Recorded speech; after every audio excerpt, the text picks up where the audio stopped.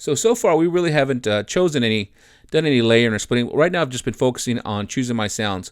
So you choose your sounds, make sure you have those, and then you go in and save that studio set. It's a bunch of little steps just to make sure you don't mess things up. You could go in and find your sounds and then create your layers and your splits and all the octave shifts and everything. But what if the power goes out? What if you accidentally bump the wrong button?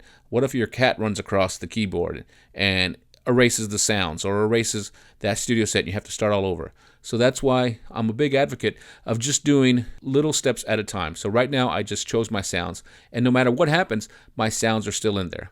Okay, let's go ahead and start layering the sounds now. So let's start off. I'm going to cursor back up to number 1, tea time, and I'm going to cursor over to where it says keyboard.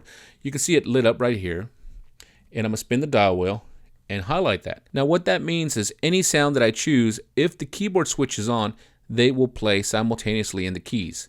So I have my tea time, and it sounds like this. Here it is. Now I'm going to take my St. Choir, throw it in the keys. Now they should be together. Now I'm going to go ahead and pick my slow strings, and I'm going to put it in the key bed as well. So we just put 3 sounds together. I'm going to go ahead and write it real quick, like I said, in little steps so you don't mess anything up. So that's great. Now I'm going to go ahead and take my bass and put him in here too. And so they're all layered. Now obviously this isn't right. We're not going to keep it like this. So now that I have this going, next thing I know is I don't like these octaves of the first 3 sounds. So let's go ahead and adjust some of this now. Let's go ahead and we're going to hold down Shift, go over to Part View, and let's cursor up. And I'm going to go over to Pitch, and I'm going to go to each one of those. I'm going to say I want the tea time down an octave. I want the St. Choir down an octave, the slow strings down an octave, and phaser. We'll go ahead and put the bass down an octave. Now let's cursor back up and let's adjust that split. So I'm going to cursor back over to keyboard.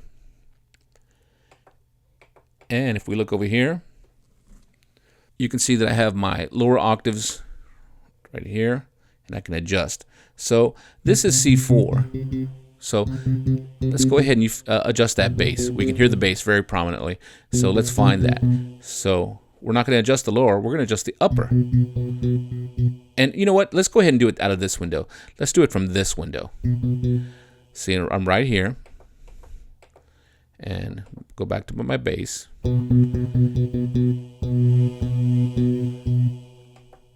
And there we go.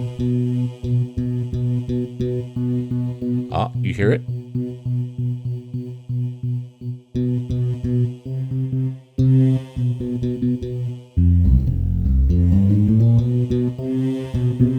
So we just adjusted the split point right here for the bass. The bass comes up to here, and that doesn't go past the B3. Now let's do the opposite for the other instrument. So I'm going to go to my tea time sound, and I'm going to go ahead and come right in here. Oops. There we go. And I'm going to adjust that lower. So I'm putting it right there on C4. Now to do this quicker, we can also go in and hold down the Shift and just touch exactly where we want that split to be. So look at that. Now I'm taking this and adjusting it, and I'm doing the same thing. Hold down Shift, and boom, I just went ahead and created a nice little layer.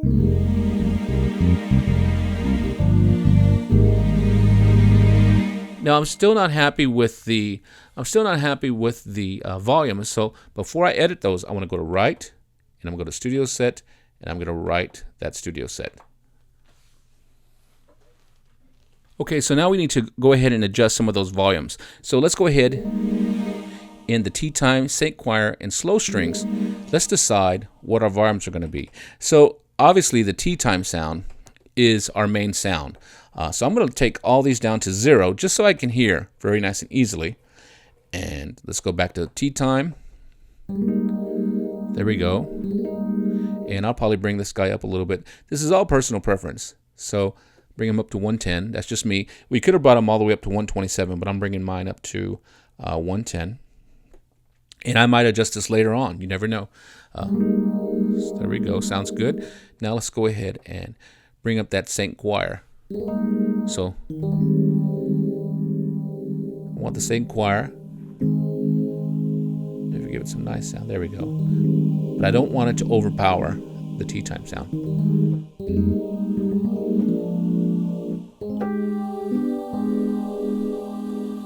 And now I'll go down to that string. And for me personally, I want that string to give a little bit of foundation, but not to overpower the St. Choir. So I now have this guy.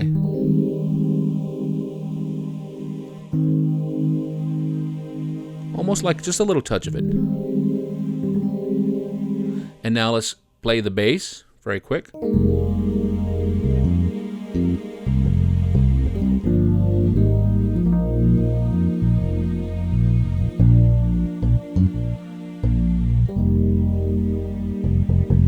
And the bass sounds pretty good. I might bring him up a little bit. It's all your personal preference.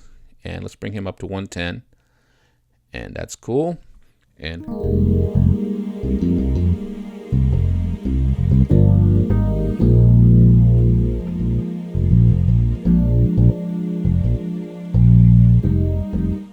so very quickly, we just created a very nice split and layer. So we have one sound split over here, and then we have 3 sounds layered over here. So that's cool. So let's go ahead and write that. And I'm going to write that studio set right now. And I'm sure, yes.